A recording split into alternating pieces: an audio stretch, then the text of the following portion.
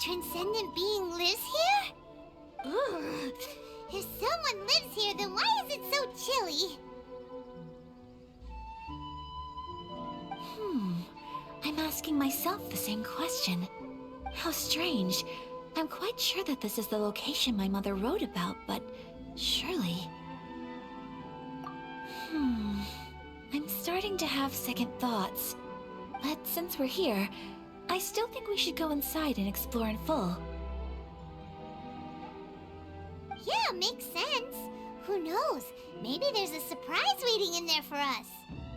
So, what does the notebook say exactly? Let me think. A crane brings one fresh flower in its beak to decorate my hair, while a white rabbit sews a hemline from 4 rays of moonlight. Dressed appropriately, I face eastward and call out Tsubaki's name 7 times. In the blink of an eye, I'm standing on the path that leads to her house. Sounds like a fairy tale. So your mom would do a little ritual, and just like that, Tsubaki would come to meet her? I have a feeling that it could be some sort of code. Let's get a little closer before coming to any conclusions. Good idea. Did it open? Did it open? Did our Inazuma Adeptus leave any treasure here? What's this? Huh. Looks like a book. It seems to be another notebook. Could it be Tsubaki's notebook? Let's step back outside now. The atmosphere here is different than I'd imagined. Somehow, it makes me a little reluctant to open the notebook.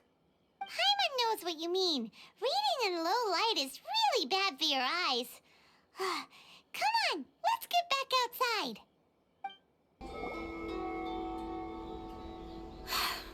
Here will do just fine. Alright, let's see what the notebook says. Ooh, Paimon bets it's all about mysterious treasure! Ah, so exciting!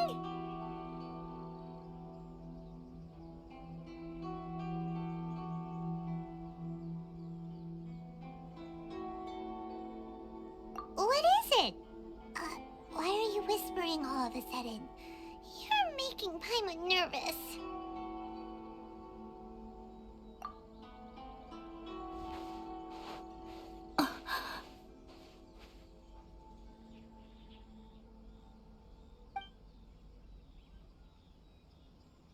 Oh, you want to let Ayaka read the notebook without distraction. Seems whatever's written in there must be pretty major after all. But, based on her expression, probably not a treasure map. What could it be?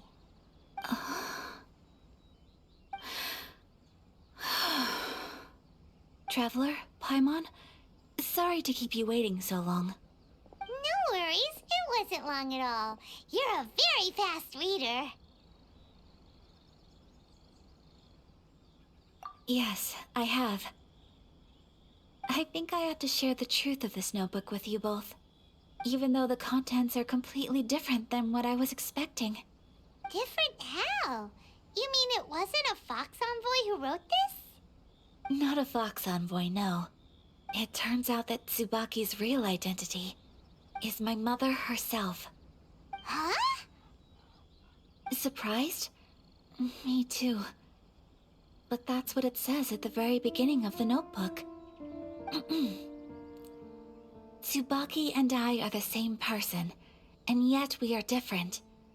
When I become Tsubaki, I stop being Kamisato Kayo and become the most ordinary woman in the world. What follows in these pages is the ordinary, everyday life of a regular person. Nothing more, nothing less.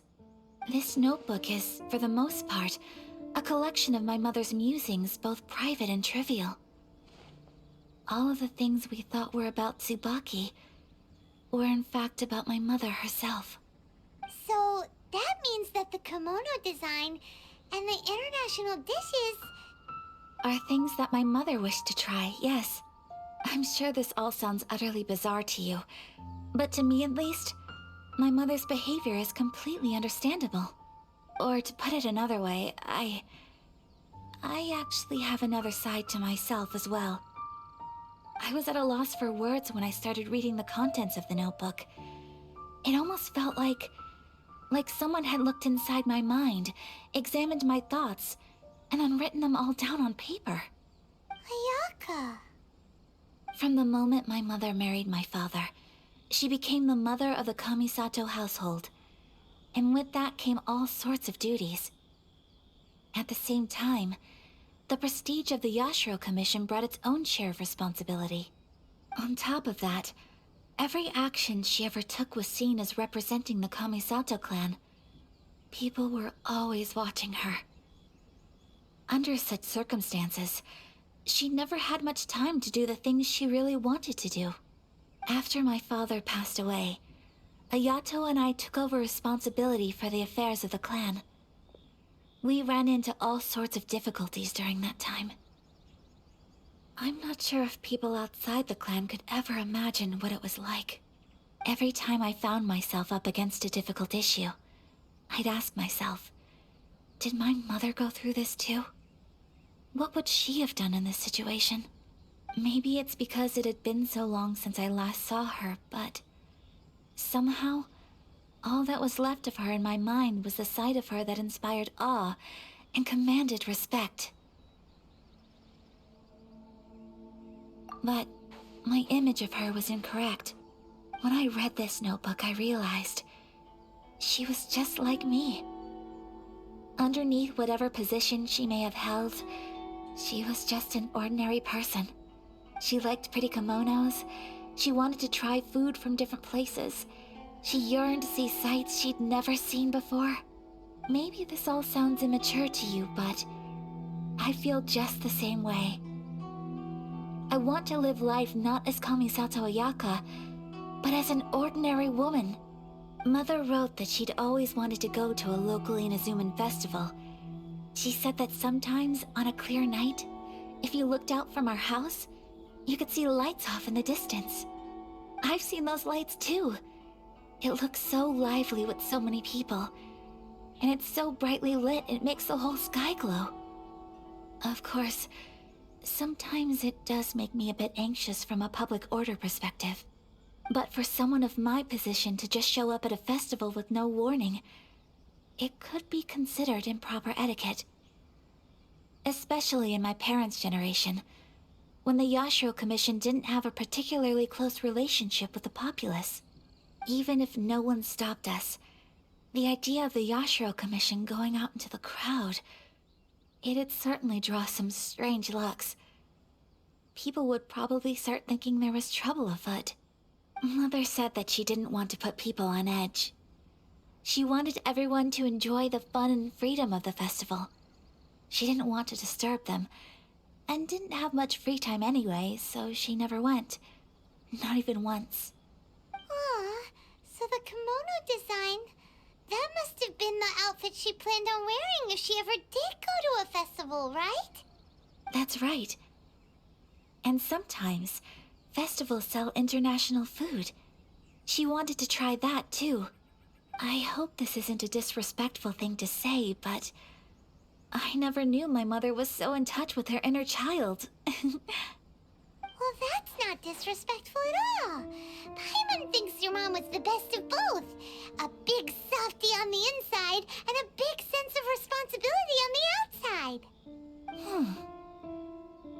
Without knowing it, I've ended up fulfilling several of my mother's wishes already. But going to a festival is the one thing that I cannot do for her. Perhaps this is one thing that can simply never be. I understand. Thank you. I think I realize something now. Mother and I are so similar in so many ways. The things she faced are things that I too will go on to face. She chose to place her unfulfilled wishes onto the identity of Tsubaki, As for me, I've already decided. Oh, so you decided on an alter ego too? No, I don't plan to do anything like that. I think I will set myself a new goal. To live each day without regrets. So, Traveler, Deep breaths, Ayaka. Deep breaths. Would you be at all interested in checking out an Inazuman festival? Paimon's been dying to go ever since we saw that poster. Paimon would love to go with you, Ayaka. Hey, come on, don't make fun. It's just because I used to have the same concerns my mother did. But now, I don't think I need to worry about it so much. I'm going to be true to myself and fulfill the wish that my mother and I shared. I know that you of all people can understand me going my own way on this. So, let's do this, you and me. Let's go to a festival together. Paimon wants to come. Festivals here have loads of tasty snacks too, right? Oh, and fun and games! Great. Thanks, you guys. If we head over now, we should still make it in time. Oh, good point. Today is the last day, right? What are we waiting for? Let's go!